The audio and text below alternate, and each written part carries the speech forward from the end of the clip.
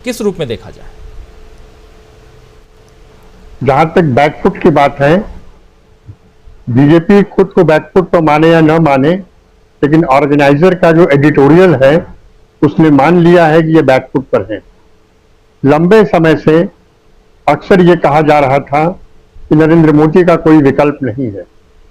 जब भी कहा जाता था कि भाई प्रधानमंत्री बदला जाए तो कहते थे इनका विकल्प कहां है। एक विकल्पहीन जो नेतृत्व बना दिया गया था भारतीय जनता पार्टी का नरेंद्र मोदी जी के रूप में, उसके बारे में एडिटोरियल में ऑर्गेनाइजर में जब ये लिख के आया, जब हिंदुत्व का कार्ड और मोदी का करिश्मा नहीं चलेगा तो इसका मतलब है कि बीजेपी के थिंक टैंक ने ये मान लिया है कि अब इनकी वो स्थिति नहीं रही है जो आज तक है।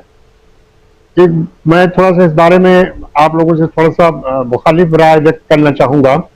हालांकि मैं कोई पॉलिटिकल एनालिस्ट नहीं हूं, न मैं कोई पॉलिटिकल कमेंटेटर हूं, न मेरा कोई बैकग्राउंड है। मुझे लगता है कि 2019 के चुनाव के पहले की स्थिति देखें, पुलवामा के पहले जो स्थिति थी, उस स्थिति में नरेंद्र मोदी बहुत ज्यादा आश्वस्त नहीं थे कि इतनी लंबी जीत पाएंगे। उनके खिलाफ लोग आंदोलित भी थे, तमाम तरह की समस्याएं भी थी। जो समस्याएं आज हैं, भ्रष्टाचार को लेकर, काले धन को लेकर, नोटबंदी को लेकर, कोरोना को लेकर, कोरोना साल की नोटबंदी वगैरह को लेकर, जीएसटी को लेकर, ये समस्याएं थी। लेकिन जैसे ही पुलवामा हुआ, ये सब चीजें नेपथ्य में चली गई और पुलवामा के रूप में राष्ट्रवाद आगे आ गया। उस समय जिन लोगों ने सवाल उठाना चाहा कि पुलवामा में जो 40 जवान मारे गए हैं सीआरपीएफ के, उसकी सुरक्षा चूक की जिम्मेदारी किस पर ली जाएगी, वो अब वाले लोग, पुलिस के बड़े अफसर, कुछ लोगों ने जो सवाल उठाया था उन्हें भी चुप करा दिया गया। उन्हें भी ट्रोल किया गया, कभी ट्विटर पे, कभी फेसबुक पे। लेकिन उसको दरकिनार करने के बाद प्रधानमंत्री ने कहा कि क्या हम जो नए वोटर हैं उनसे पुलवामा के शहीदों के लिए वोट नहीं ले सकते हैं? यह खुलेआम चुनाव आयोग की उस नीति का था और शहीदों के खून पर ये चुनाव लड़ा गया। तो मुझे नहीं लगता कि अगर पुलवामा नहीं हुआ होता तो बीजेपी को इतनी जीत मिलती जो पुलवामा के बाद मिली है। खैर, वो इतिहास की बात है, वो अतीत हो गई। दूसरी चीज ये है कि आरएसएस के पास, अगर उनके पास ये इश्यू नहीं है कि उनका रोल मॉडल नरेंद्र मोदी जी जो ब्रांड अब कमजोर हो रहा है, वो किसको लाएंगे? दूसरी चीज, उनका हिंदुत्व का एजेंडा अब नहीं चलेगा। जाहिर है कि हिंदुत्व का एजेंडा लंबे समय तक नहीं चल पाता है। हिंदुत्व का एजेंडा जिस तरीके से फैलाया गया था कि सबके दिमाग को प्रदूषित करके, घेर के अफीम की तरह से चटा दिया गया था कि आप इसी में रहो। एक एक चीज पर बहस हो रही थी कि साहब राहुल गांधी जनेऊ नहीं पहनते हैं तो उनका ये गोत्र है, तो ये है। कांग्रेस तो उस झटके में थोड़ा सा हिंदुत्व की तरफ झुकी थी, लेकिन कांग्रेस को पता होना चाहिए कि कांग्रेस का जो बैकग्राउंड है, जो 150 साल का इतिहास है, वो धर्म आधारित राष्ट्र का इतिहास नहीं रहा। धर्म अपनी जगह पे है, आइडिया ऑफ इंडिया अपनी जगह पे है।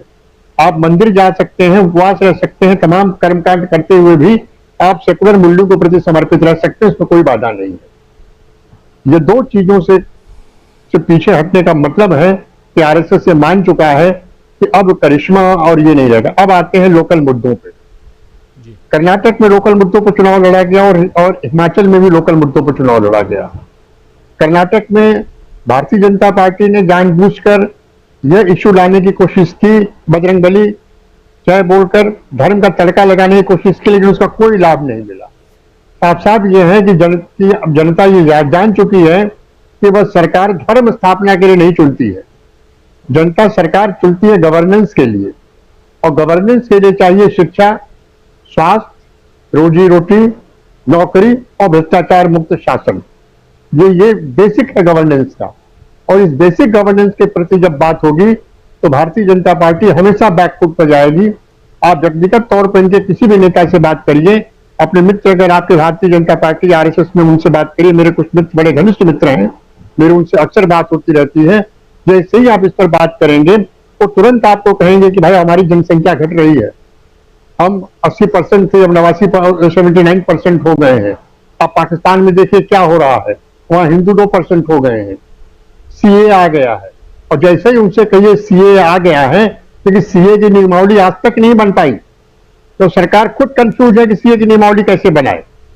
उसे समझ में नहीं आ रहा कि इसको कैसे बनाएंगे, चैलेंज हो जाएगा। तो कहते हैं 370 खत्म हो गया है, 370 खत्म हो गया है, तो 370 खत्म, इसी इश्यू पर जम्मू कश्मीर का चुनाव करा लीजिए, आज पता चल जाएगा 370 की क्या स्थिति है। तो बहुत सी चीजें ऐसी हैं जो कि भ्रम में रखना चाहते हैं, और चूंकि आरएसएस का जो बैकग्राउंड है वो सवाल जवाब का नहीं है, वहां एक चीज जो कह दी गई वही नीचे तक आती है। और आईटी सेल की यही दिक्कत है कि वे ये तो ढूंढ लेंगे कि आरती के बाद पूजा की थाली दाएं रखी गई कि बाएं रखी गई। ये बहुत सी टेक्निकलिटी हमें नहीं पता, हमारे पंडित जी बताते हैं अगर हम पूजा में कभी खड़े होते हैं तो। ये किसी को नहीं मालूम है, कुछ लोगों को मालूम होगा, लेकिन जिनकी रुचि नहीं है उनको नहीं मालूम होगा। मैं अपनी बात को, मुझे नहीं रुचि है, मुझे नहीं मालूम है, लेकिन आईटी सेल ये नहीं बताएगा कि व्यापम घोटाले की जांच हुई और कितने दोषी हुए। और जिस तरीके से कर्नाटक में 5 गारंटी की योजना ने जिस तरीके से उसका त्वरित क्रियान्वयन हुआ, उसका संदेश अच्छा गया है। और प्रशांत जी की बात से मैं शुरू करूंगा मोरल पुलिसिंग की बात। कर्नाटक की मोरल पुलिसिंग के बारे में थोड़ा मैंने भी पता लगाया अपने कुछ मित्रों से, तो जिस तरह की पुलिसिंग उन्होंने स्टार्ट की है, ये रियल पुलिसिंग यही है। रियल पुलिसिंग ये नहीं है कि चौराहे पर डंडा मार के आप किसी को उठ भगा दे, 4 डंडा मार के 10 तो टेम्पो खड़े आप उतार के पीटने लगे वो भाग जाए। रियल पुलिसिंग है कि थानेदार के पास उसके इलाके के बदमाशों की कितनी इंफॉर्मेशन है, वो कहाँ रहते हैं, वो क्या करते हैं, और इन सब के लिए हर थाने में रजिस्टर बना हुआ है।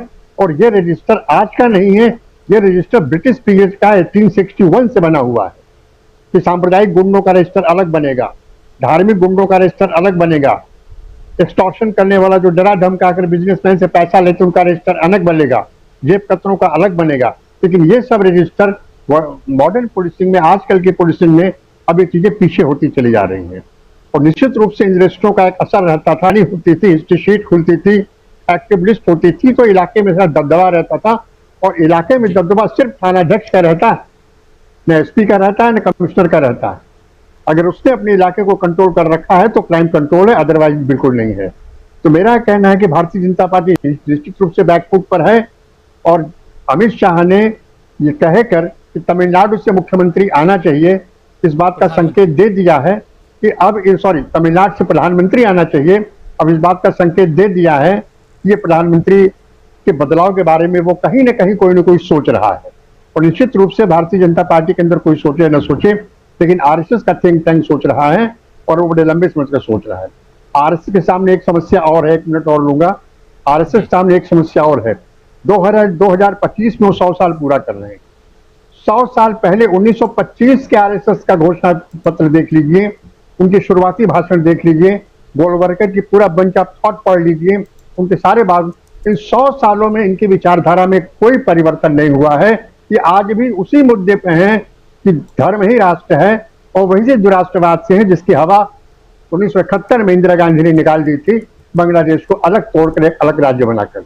तो निश्चित रूप से भारतीय जनता पार्टी इस समय वैचारिक दारिद्र्य के साथ भी जूझ रही है, रणनीतिक दारिद्र्य के साथ भी जूझ रही है। और अब आरएसएस ने उसके यह कहकर कि नहीं, ये दोनों कार्ड नहीं चलेंगे, तो दिक्कत यह है कि उन्होंने पढ़ाई तो वही